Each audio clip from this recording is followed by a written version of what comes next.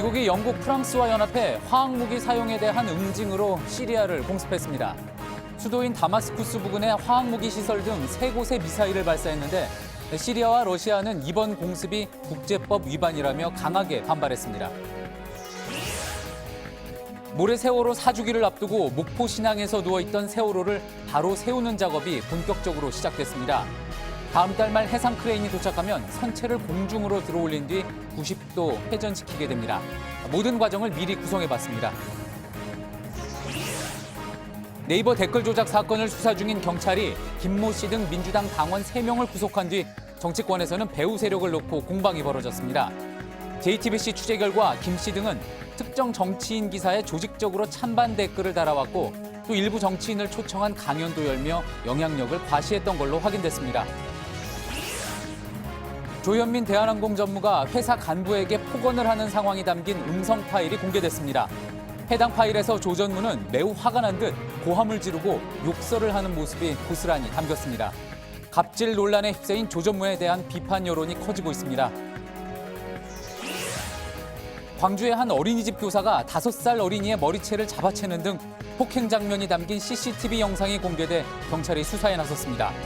이 교사는 2년 전에도 아동 학대 혐의로 조사를 받았지만 증거 불충분으로 풀려난 걸로 의심받고 있습니다. JTBC 뉴스룸 지금 시작합니다.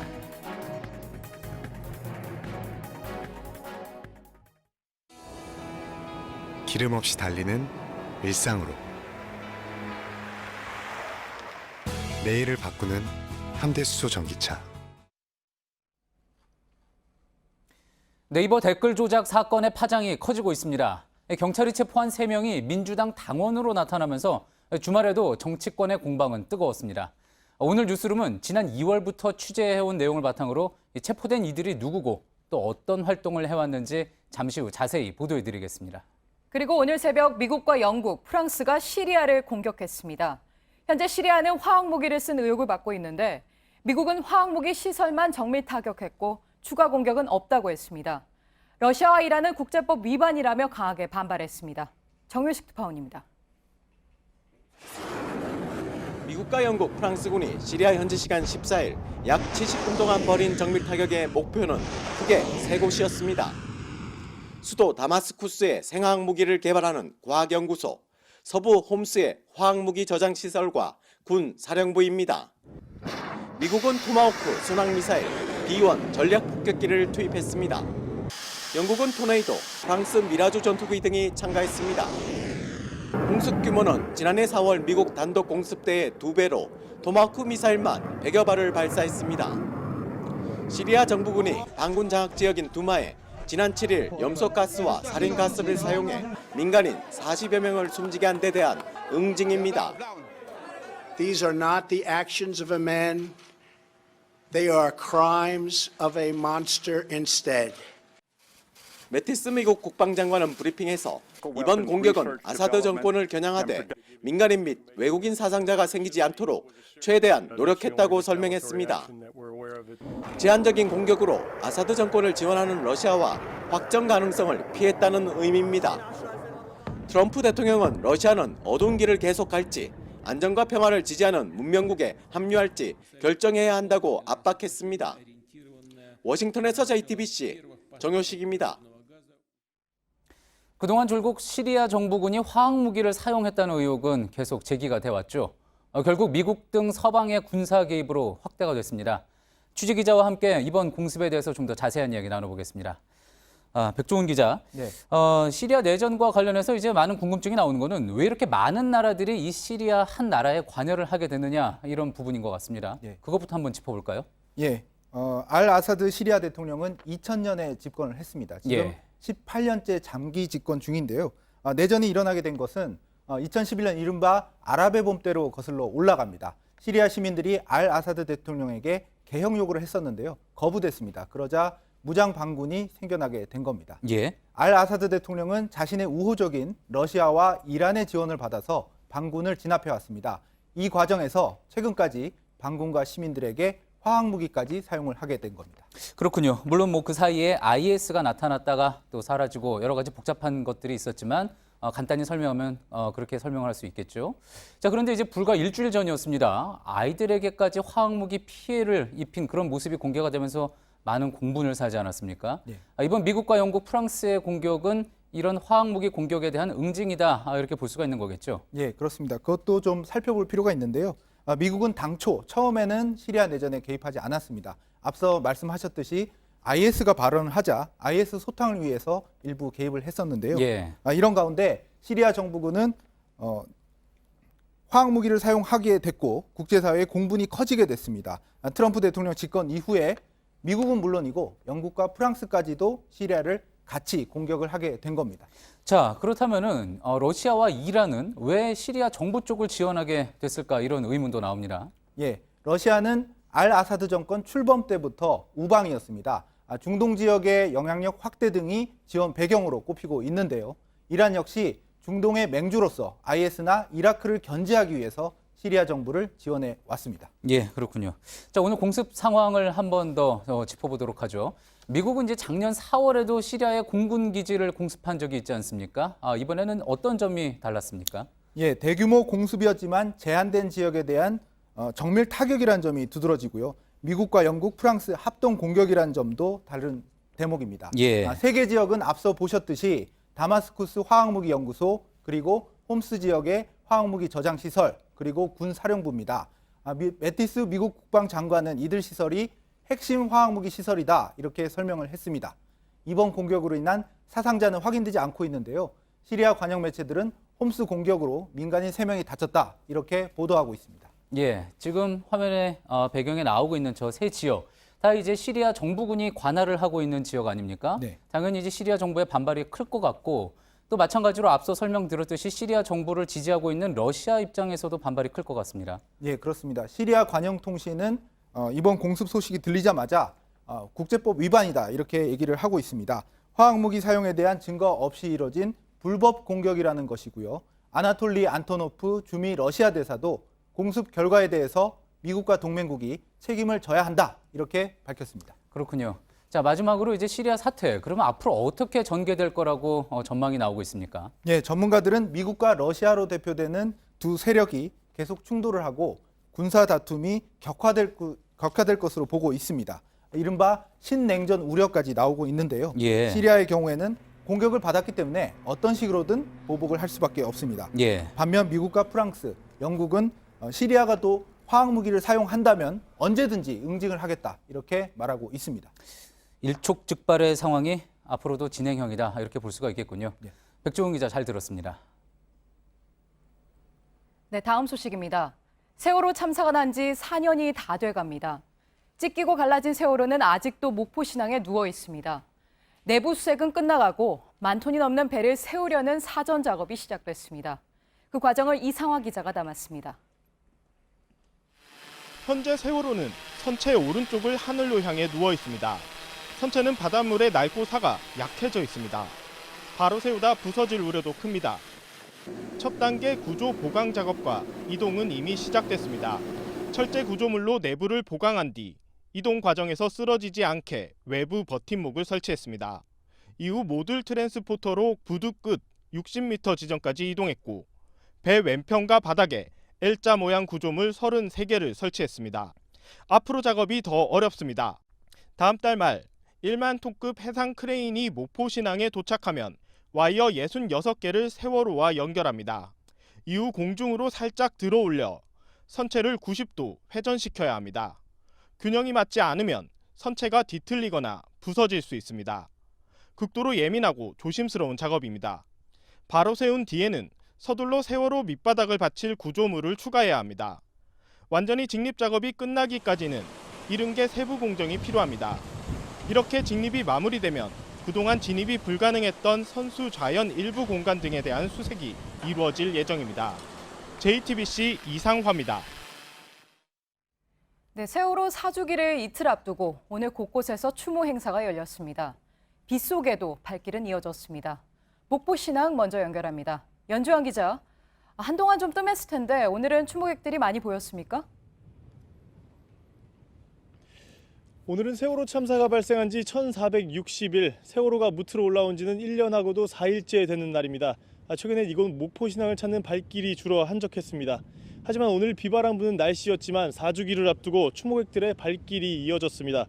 오전에는 목포 지역 중고등학생들 500명이 모여 세월호를 찾아 잊지 않겠다고 다짐했습니다.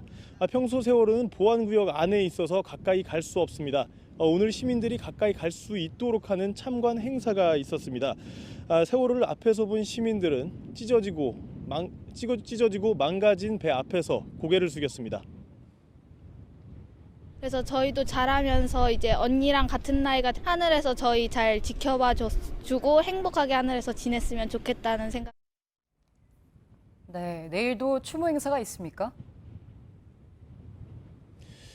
네, 내일부터 본격적인 추모 행사가 시작됩니다. 내일 낮에는 시민 2천여 명이 이곳에 모여서 추모 문화제를 이어갑니다. 추모시 낭독과 무언극 등 여러 공연이 펼쳐질 예정입니다. 이곳 목포에서는 다음 주 수요일까지 추모 행사가 이어집니다. 네, 앞서 리포트로 봤지만 선체를 세우려는 작업도 잘 진행되고 있죠. 네, 세월호가 모습을 드러내고 1년이 지났습니다. 이제 수색 작업은 막바지고 본격적으로 누워있는 세월호를 다시 세우는 작업이 진행되고 있습니다. 제 뒤로 보이는 것처럼 현재 세월호에는 노란색 기둥이 설치되어 있습니다. 선체를 들어올리기 전에 외부를 지탱하기 위한 33개의 수직 지지대입니다.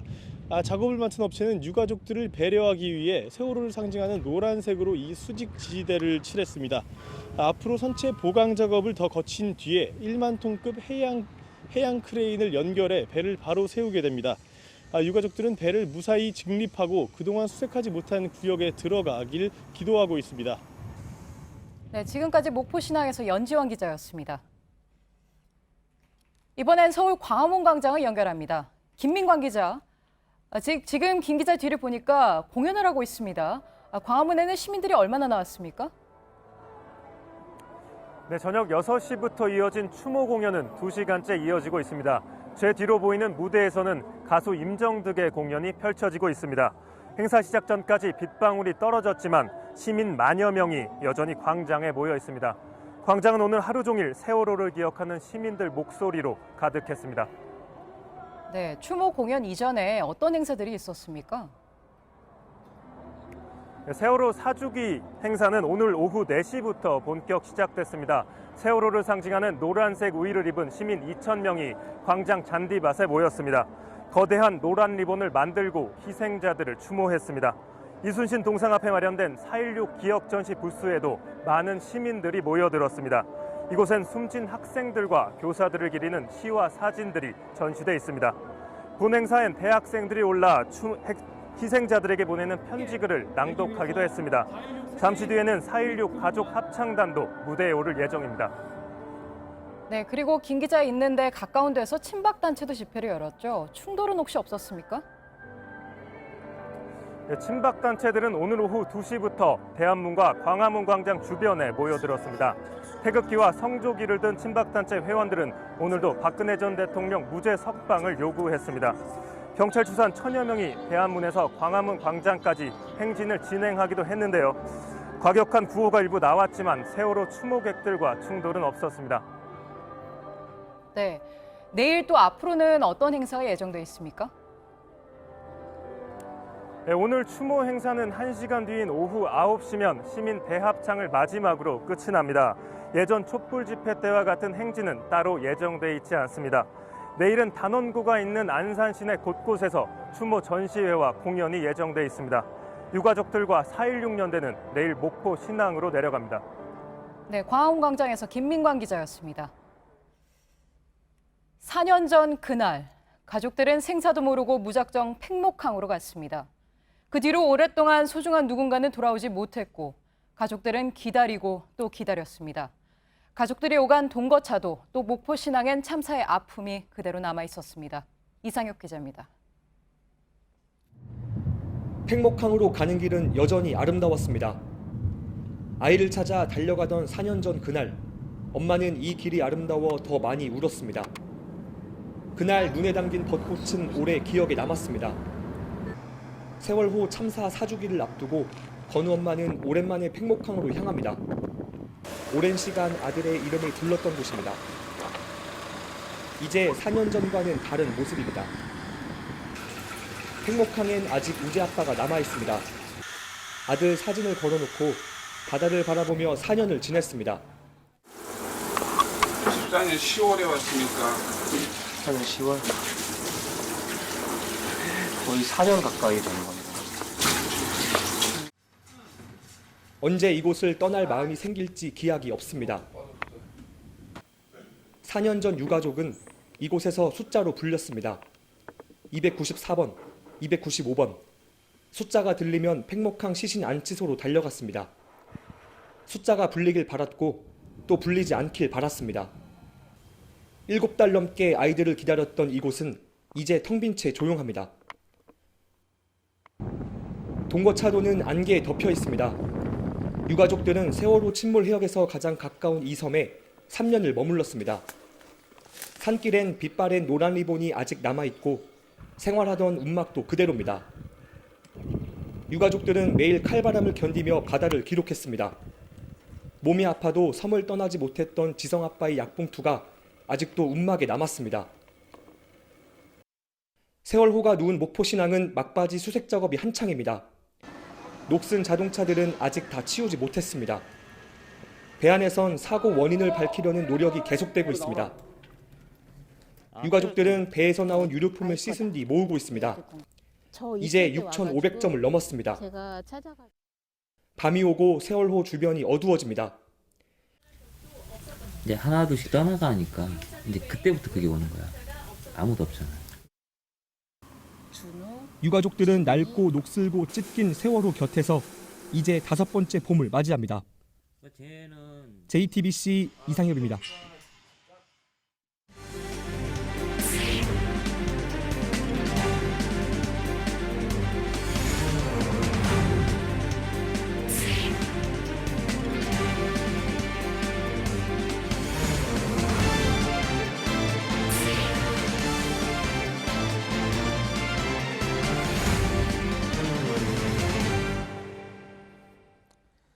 인터넷 댓글 조작 혐의로 구속된 김모 씨 등 3명이 민주당 당원으로 나타나자 오늘 야당은 총공세에 나섰습니다. 구속된 이들과 메시지를 주고받았다고 알려진 여당 의원의 실명을 공개하라는 주장도 나왔습니다. 여당은 근거 없는 보도에 기반한 부끄러운 정치 공세를 중단하라고 반박했습니다. 이서준 기자입니다. 더불어민주당 당원들의 인터넷 댓글 조작 사건이 정치권의 뜨거운 감자로 떠올랐습니다. 특히 야당은 일부 언론이 보도한 민주당 현역 의원 배우설을 집중 공격했습니다. 현 더불어민주당 국회의원과 보안 메신저 프로그램으로 접촉해가며 범죄를 저질렀다는 사실입니다. 현역 의원의 이름부터 국민 앞에 공개하시기 바랍니다. 여당은 배우의 민주당 현역 의원이 있다는 언론 보도는 전혀 사실이 아니라고 반박했습니다. 구속된 피의자들은 문재인 정부를 비판하는 여론을 조성하기 위해 댓글을 조작한 것으로 조사됐습니다. 이에 자유한국당은 보수 여론을 가치 없는 조작 여론으로 만들기 위한 매우 악의적이고 지능적인 범죄라고 주장했습니다. 여당은 개인적 일탈이라며 관련 댓글이 문재인 정부의 비판적인 내용이라는 점에서 더불어민주당의 이해와 철저히 모순된다고 했습니다. 경찰 수사는 계속 진행 중이어서 논란은 점차 확대될 전망입니다. JTBC 이서준입니다. 예, 이 앞서 보신 리포트에서 댓글 조작 혐의로 구성된 민주당원들이 접촉을 했다는 메시지를 주고받았다는 의혹이 제기된 의원은 민주당 김경수 의원입니다. 김 의원이 이런 의혹에 대해서 반박을 하는 기자회견을 오늘 밤 9시 30분 국회에서 연다는 소식이 조금 전에 들어왔습니다. 자, 이와 관련된 소식은 잠시 후 취재기자가 좀 더 관련 내용을 파악해서 직접 연결해서 전해드리도록 하겠습니다. 예, JTBC는 지난 2월부터 이 네이버 댓글 조작 사건에 대해 취재를 해왔습니다. 지금부터는 조작에 나선 이들이 누구고 왜 그렇게 한 건지 취재한 내용을 전해드리겠습니다.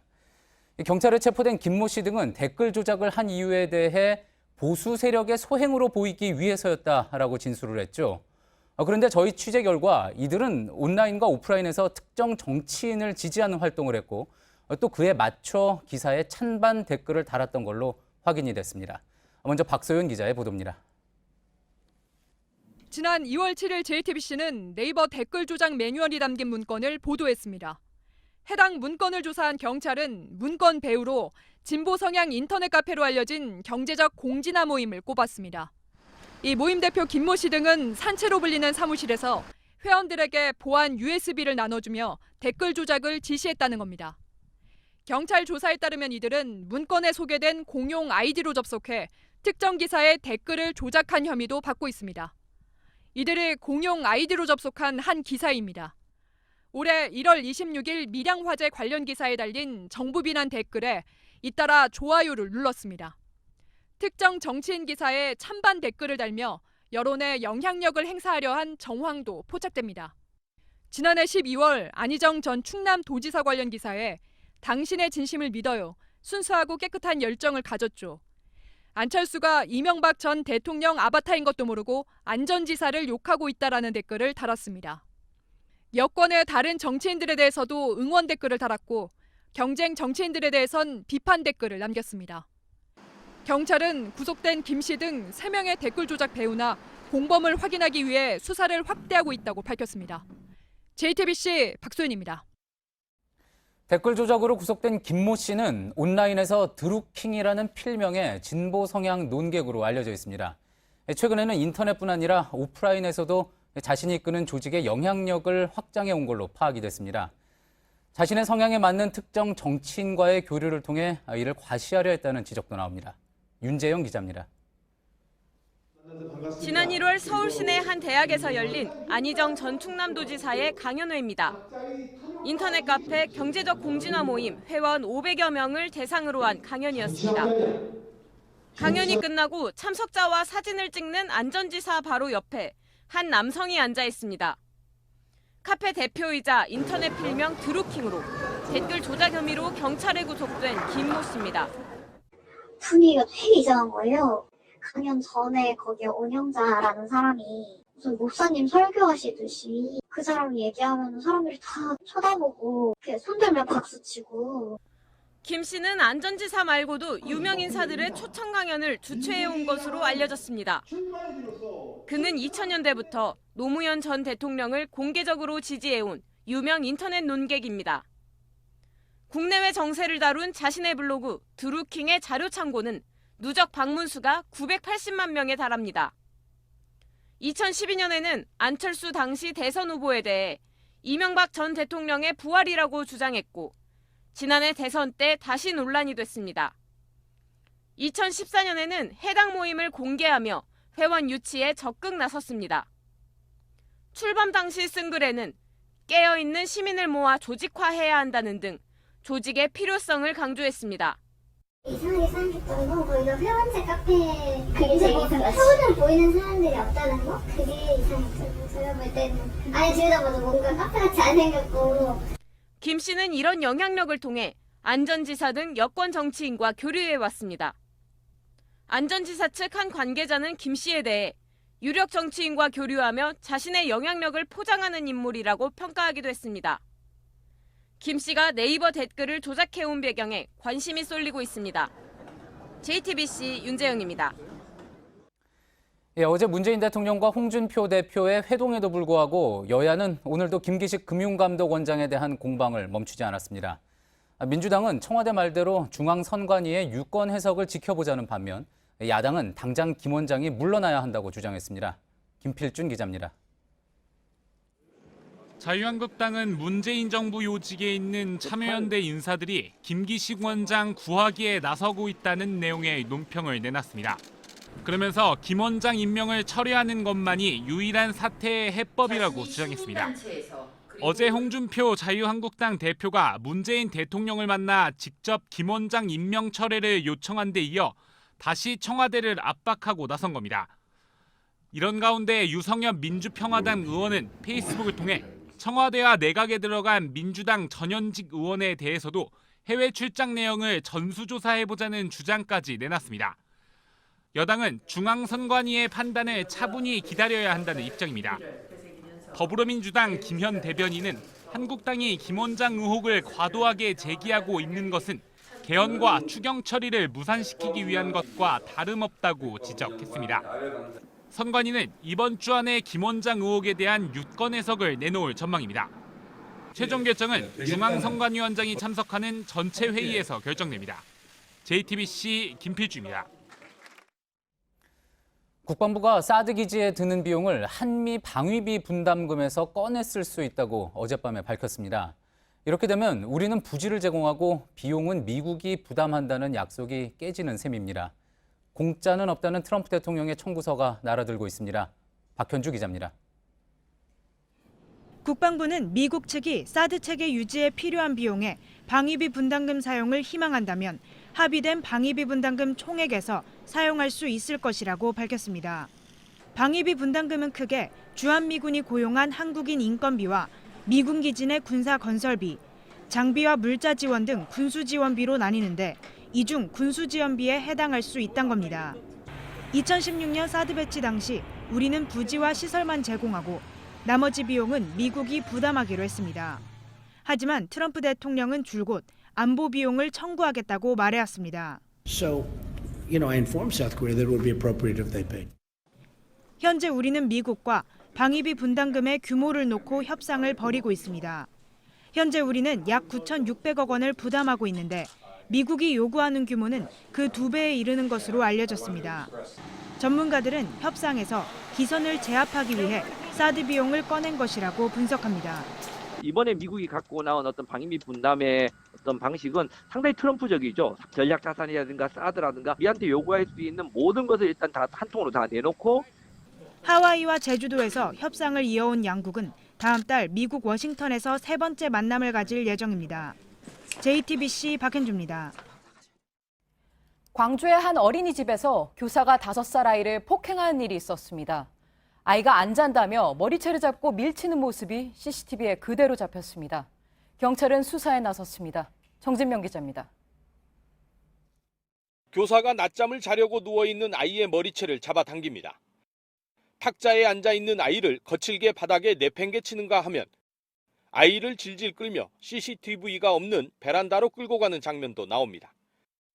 지난 8일부터 11일까지 나흘치 CCTV에서 확인된 폭행만 6번입니다. 일부 어린이가 부모에게 어린이집에서 교사에게 맞았다고 털어놓고 이를 CCTV로 확인한 겁니다.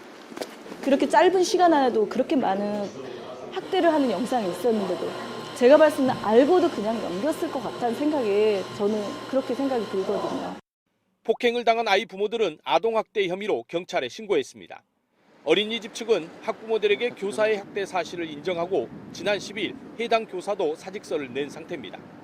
해당 교사는 이전에도 학부모들로부터 아동학대 의심을 받았던 것으로 알려졌습니다. 그래서 법에서 다 하고 있잖아요. 저희를 좀 이해 좀 부탁드립니다. 네. 경찰은 상습학대 가능성이 크다고 보고 지난 2달치 CCTV 영상을 확보해 확인에 들어갔습니다. JTBC 정진명입니다. 네, 그동안 이명박 전 대통령은 검찰 조사를 거부했지만 재판에는 적극 임하겠다는 뜻을 밝혀왔습니다. 하지만 박근혜 전 대통령처럼 구속기간을 연장해 재판이 길어지면 재판 자체를 거부할 수 있다는 입장입니다. 이런 의견서를 이 전 대통령 측이 법원에 곧 낼 텐데 첫 공판 준비 기일은 다음 달 초쯤이 될 것으로 보입니다. 박민규 기자입니다. 이명박 전 대통령 측이 본격적인 1심 재판을 앞두고 재판 장기화를 막기 위한 선긋기에 나섰습니다. 최장 6개월인 1심 재판 기간이 구속기간 연장으로 늘어나는 건 받아들일 수 없다는 입장을 분명히 밝혔습니다. 수사한 사건을 한꺼번에 공소를 제기를 안 하고 그걸 쪼개서 제기하면서 그때그때 연장을 해가지고 이제 실제로 구속기간을 연장하는 이런 것은 법적으로 좀 문제가 있다고 저는 생각하거든요. 원칙적으로 구속된 피고인의 1심 재판 기간은 최장 6개월입니다. 그런데 첫 구속영장에 포함되지 않은 혐의로 구속영장이 또 발부되면 구속기간은 이보다 더 늘어날 수 있습니다. 앞서 박근혜 전 대통령의 재판은 검찰이 SK그룹 뇌물 혐의 등을 추가로 기소하면서 구속영장이 새로 발부됐고 1심 재판 선고까지 1년 정도가 걸렸습니다. 이 때문에 이 전 대통령 측은 재판 장기화에 대한 우려를 법원에 미리 전달하겠다는 입장입니다. 의견을 준비하고 있어가지고 의견이 공식적으로 법원에 내게 되면은 그때 다시 말씀드립니다. 법원은 변호인단의 기록 복사가 끝나는 대로 늦어도 한 달 안에 첫 공판 준비 기일을 열 걸로 보입니다. JTBC 박민규입니다. 대한의사협회가 오는 27일로 예고한 집단 휴진을 일단 미뤘습니다. 대신 다음 달 20일 전국 의사들이 참여하는 총궐기 대회를 열기로 했습니다. 의사들은 오늘 이른바 문재인 케어에 대한 대응책을 논의했습니다. 최대집 의사협회장 당선인은 강경 대응을 주장해왔지만 환자를 볼모로 잡는다는 비판 여론에 한 발 물러선 것으로 보입니다. 네, 군에서 6년 동안 통신선을 깔았던 한 육군 대위가 얼마 전 폐암으로 숨졌습니다. 생전에 이 대위는 성면이든 마감제를 뜯다가 폐암에 걸린 거라 했는데 군은 인정하지 않았습니다. 정작 재판에서 군은 성면에 노출됐던 작업 시간을 줄이려 했습니다. 유선희 기자입니다. 지난달 말 폐암으로 숨진 유모 대위가 작업하던 모습입니다. 유 대위는 2008년부터 매주 두세 차례 성면이 들어간 천장 마감재를 뜯고 통신선을 깔았습니다. 임관 당시 신체검사 1급을 받은 유 대위는 폐암 가족력도 없고 술, 담배도 안 했지만 6년 뒤 폐암 4기 판정을 받았습니다. 군은 질병이 공무수행과 인과관계가 있다면서 유 대위를 공상으로 전역시켰습니다. 하지만 군복을 벗자 말을 바꿨습니다. 인과관계를 인정할 수 없다. 그리고 성면 하나 때문에 폐암에 걸릴 수 없다. 국방부는 상위연금 지급을 거부했고 보훈처는 유공자 신청을 기각했습니다. 유 대위는 병상에서 폐조직을 떼 미국 연구기관에 보내고 근무했던 곳에 성면을 구해 감정을 받았습니다. 감정 결과 천장 마감재 성면 함유량은 5%, 기준치의 5배였습니다. 항소심 재판부는 유 대위가 2년 넘게 모은 자료를 근거로 국방부에 상위연금 지급을 명령했습니다. 재판 과정에서 군이 성면 작업 시간을 축소하려 한 정황도 드러났습니다. 남편이 그만큼의 근무를 안 했다고 위증을 했었고 위증이 인정이 돼가지고 그런 부분도 많이 판결할 때 도움이 됐었습니다. 군은 기록이 없어 근무 시간을 인정할 수 없다고 주장했지만 유 대위와 함께 근무한 병사들이 나서 초과 근무 사실을 증언했습니다. 법원이 군의 책임을 인정했지만 보훈처는 유공자 인정을 하지 않고 있습니다. 유 대위가 숨졌기 때문에 유족이 새로 소송을 해야 한다는 겁니다. 보훈 책임은 국가가 공상 염원을 규명하는 것이 아니라 병상에서 개인이 자신의 책임으로 입증을 해야 되는 매우 높은 문턱을 갖고 있습니다. 4살짜리 아들과 남겨진 아내는 곧 소송을 시작합니다. 군에 대한 자부심도 되게 강했던 사람이거든요. 좀 명예롭게 갈 수 있게 더 아픈 아빠로 기억되기보다는 자랑스러운 아빠로 기억될 수 있었으면 좋겠어요. JTBC 유선입니다. 네, 조금 전에 예고해드렸죠. 댓글 조작 혐의로 구속된 민주당원들이 문재인 대통령의 최측근인 김경수 민주당 의원과 메시지를 주고받았다는 의혹이 나오고 있습니다. 김 의원이 이런 의혹에 반박하는 긴급 기자회견을 오늘 밤 9시 30분에 국회에서 엽니다. 보도국의 취재기자 연결합니다. 이서준 기자, 김경수 의원이 구속된 이들과 메시지를 주고받은 게 사실입니까? 예, 경찰 수사 결과 구속된 민주당원이 보안 메신저인 텔레그램을 통해 연락을 주고받은 정황이 나왔다는 겁니다. 지난해 대선 이전부터 연락을 주고받았다는 건데요. 이를 근거로 야당이 댓글 조작의 배후를 밝히라, 현역 의원의 이름을 밝히라고 공세를 펴고 있습니다. 민주당은 개인적 일탈에 의한 범죄일 뿐이라며 근거 없는 정치 공세를 멈추라고 반박하고 있습니다. 이들이 정치인들과 어떤 내용의 메시지를 주고받았는지 그 내용은 공개되지 않았습니다. 네, 김경수 의원이 잠시 뒤인 9시 반에 반박하는 기자회견을 열겠다고 했습니다. 어떤 입장이 예상됩니까? 잠시 뒤 저녁 9시 30분에 국회에서 긴급 기자회견을 열고 관련 보도에 대한 입장을 밝힐 예정입니다. 민주당 측은 구속된 민주당원이 여권의 유력한 정치인들에게 연락을 해 온라인 활동 관련 의견을 제시하고 해당 정치인들에게 응원하는 메시지를 보냈다고 말하고 있습니다. 이런 연락을 받은 정치인이나 그 측근들은 일상적인 대답을 했을 뿐이라는 겁니다. 댓글 조작을 기획하려는 차원에서 주고받은 문자가 전혀 아니라는 주장입니다. 김경수 의원도 잠시 후 기자회견에서 이런 내용을 이야기할 것으로 보입니다. 김경수 의원 측은 이런 의혹에 대해 일체의 대응을 하지 않았는데 잠시 뒤 일부 언론이 김 의원의 실명을 공개하자 긴급 기자회견을 결정한 것으로 보입니다. 지금까지 보도국에서 JTBC 이서준입니다. 네, 프로야구 소식입니다. 프로야구가 개막한 지 20여일이 지났죠. 벌써부터 팀마다 다친 선수들이 나오고 있습니다. 예측할 수 없는 이런 부상은 순위를 흔들 큰 변수로 떠올랐습니다. 강신우 기자입니다. 타격을 하고 달리던 넥센 박병호가 1루 쪽 화면에 잡히지 않습니다. 다리를 절뚝이더니 부축을 받아 벤치로 향합니다. 박병호는 종아리 근육 파열로 오늘 1군에서 제외됐습니다. 4번 타자를 잃은 넥센은 지난달 31일에도 주장 서건창이 자신의 타구에 맞아 종아리 부상을 당했습니다. 이후 2위를 달리던 넥센은 8위까지 추락했는데 박병호까지 잃은 겁니다. NC도 캡틴 손시현이 머리에 투구를 맞아 1군 말소와 등록을 반복했고 초반 1위였던 팀 순위는 5위까지 곤두박질 쳤습니다. 기아 붙박이 3루수 이범호도 새끼손가락에 공을 맞아 이탈했습니다. 바로 전 경기서 홈런을 치며 타격 페이스를 끌어올렸던 터라 기아에겐 더 뼈아팠습니다. 150km가 넘는 타구와 투구가 넘나드는 프로야구에서 부상은 선수에게 어쩌면 숙명입니다. 때문에 대체 선수들로 부상 선수들의 공백을 얼마나 잘 메우냐가 시즌 성패를 좌우합니다.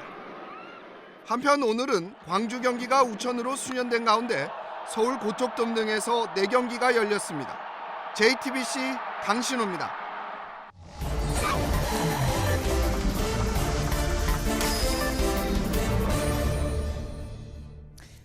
예, 비하인드 뉴스 정치부 안지연 기자 나와 있습니다. 첫 번째 키워드부터 볼까요? 네. 첫 번째 키워드, 초대받지 않은 손님들입니다. 예, 홍준표 자유한국당 대표가 초대받지 않은 손님인가요?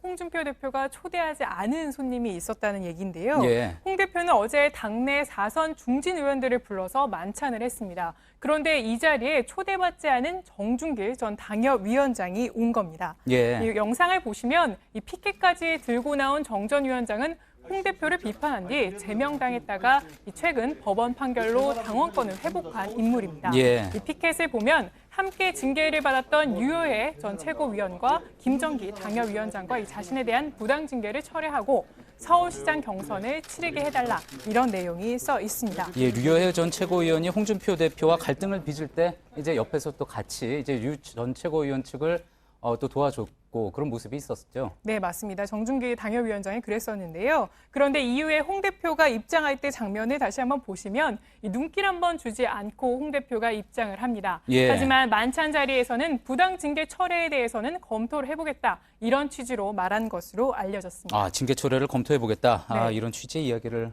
했다고 알려진 거군요. 네, 맞습니다. 자, 아까 초대받지 않은 손님들이라고 했는데 또 다른 손님이 있습니까? 네, 또 다른 손님이 있습니다. 정 위원장은 초대받지 않았는데 온 손님이고 초대를 받지 않아서 오지 못한 의원이 있었던 건데요. 예. 바로 서청원 의원입니다. 이 서 의원은 당 윤리위로부터 지난해 자진 탈당 조치를 받은 뒤에 아직까지 탈당을 하지 않고 있는 의원인데요. 예. 그래서 이 당을 나가진 않았지만 당내 여전히 중진 의원이긴 합니다. 그렇죠. 당직을 유지하고 있군요.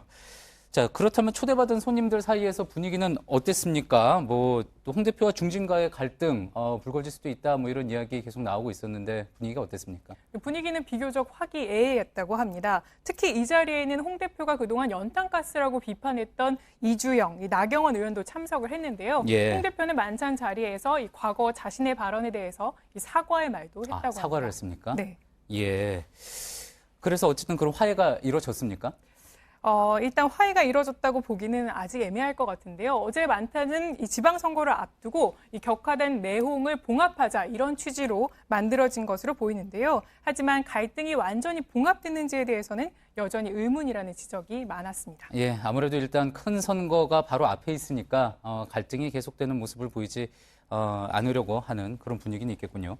자, 홍 대표가 그리고 어제 구속된 두 전직 대통령에 대한 이야기도 했다고 하죠? 네, 맞습니다. 문 대통령과 단독 회동을 설명하는 기자간담회에서 이 같은 발언을 했는데요. 해당 발언은 직접 들어보시죠. 예. 나이가 66인데 24년 살면 90이다. 그럼 죽어서 나오란 말이냐. 대통령 잡아줬으면 됐다. 가족 잡아줬고 아들 잡아줬고 거기다가 형 잡아줬고 부인 잡아줬고 꼭 그렇게 해야 오르냐. 이젠 그만해도 됐다.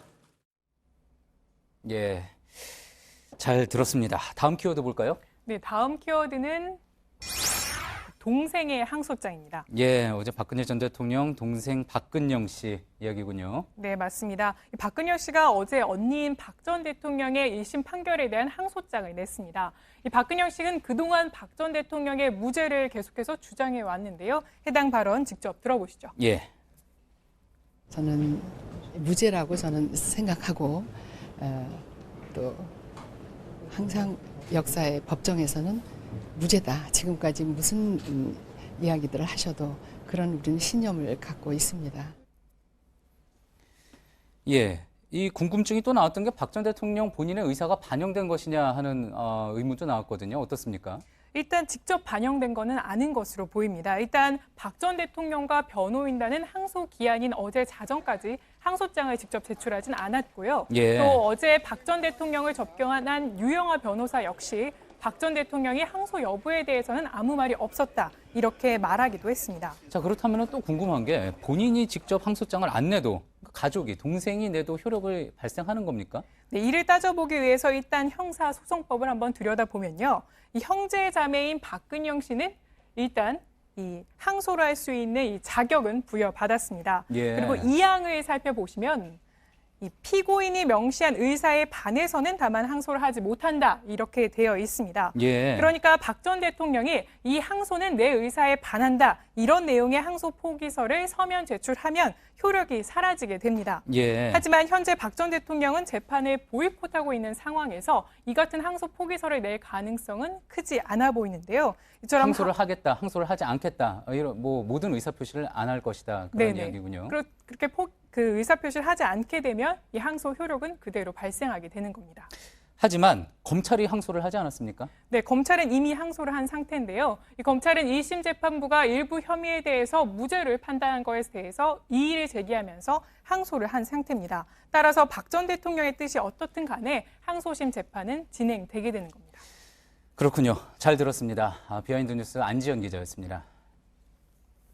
예, 앞서 조현민 대한항공 전무로 보이는 인물이 내부 간부급 직원에게 욕설과 함께 폭언을 하는 동영상을 오마이뉴스가 보도했다는 소식 말씀드렸습니다. 관련 리포트 전다빈 기자가 전해드립니다.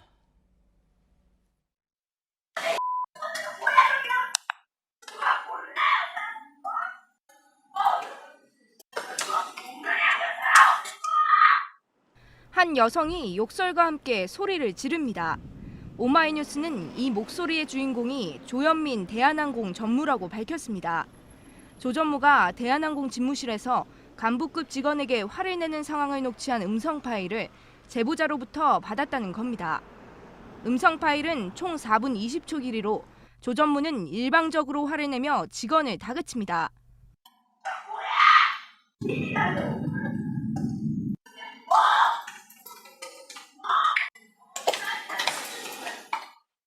이어서 직원에게 가라고 했지만 분이 안 풀렸는지 계속 몰아붙입니다.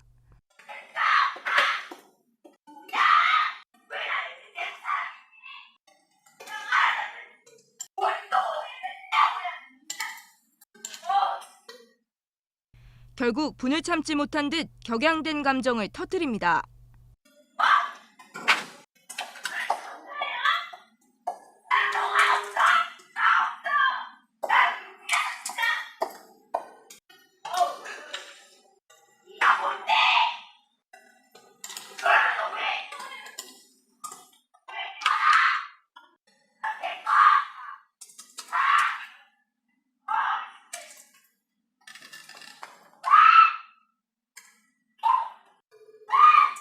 오마이뉴스에 따르면 제보자는 이 같은 폭언이 매우 일상적이었다고 밝혔습니다. 이에 대해 대한항공 측은 음성 파일이 조현민 전무인지 확인되지 않고 있다고 해명했습니다. 조 전무는 광고 대행사 직원에게 폭언과 함께 물병을 던진 사실이 알려지자 동남아 휴가지에서 SNS를 통해 사과했습니다. 하지만 특수폭행 혐의로 검찰에 고발당한 데다 경찰도 내사에 착수했습니다. 갑질 의혹이 사내외로 확산되면서 조 전무가 귀국을 앞당겨 사과와 해명에 나설지 주목됩니다. JTBC 전다빈입니다. 네, 오늘은 하루 종일 궂은 날씨였습니다. 어제부터 내리는 비는 밤에 대부분 그칩니다. 하지만 바람이 강해서 내일까지도 서늘하겠습니다. 어한이 기자입니다. 제법 두툼한 옷을 입은 시민들이 사진 찍는데 여념이 없습니다. 봄비를 머금은 봄개나리와 벚꽃. 서울 여의도 윤중로에는 벚꽃길이 생겼습니다. 누군가 분무기로 물을 뿌리는 듯 비가 지나가는 자리가 선명히 보입니다. 제주의 봄비는 폭우 수준이었습니다. 한라산 삼각봉은 오늘만 240mm의 비가 내렸고 강풍까지 동반해 어리목 광장에서는 입산이 통제됐습니다. 어젯밤부터 전국에 내리던 비는 오늘 저녁 대부분 지역에서 그칩니다. 내일은 전국이 흐리다 낮부터 차차 맑아집니다. 하지만 서늘한 날씨와 바람은 계속됩니다. 내일 아침 기온은 서울 6도, 대구와 부산 8도 등 전국이 5도에서 10도 사이입니다. 낮에도 전국 대부분 지역이 20도를 넘기지 못할 것으로 기상청은 예보했습니다. 특히 남해안과 제주는 내일 오전까지 강풍주의보가 이어질 전망입니다. 비온 직후지만 대기질은 좋지 않습니다. 오늘 중국 만주에서 발원한 황사가 유입돼 내일 오전 한때 중서부 지역은 미세먼지 농도가 나쁨 수준이 예상됩니다. JTBC 어환입니다. 예, 앞서 리포트 전해드리면서 진행이 다소 매끄럽지 못했던 점 사과드립니다. JTBC 뉴스룸 저희가 준비한 소식은 여기까지입니다. 시청해주신 여러분 고맙습니다.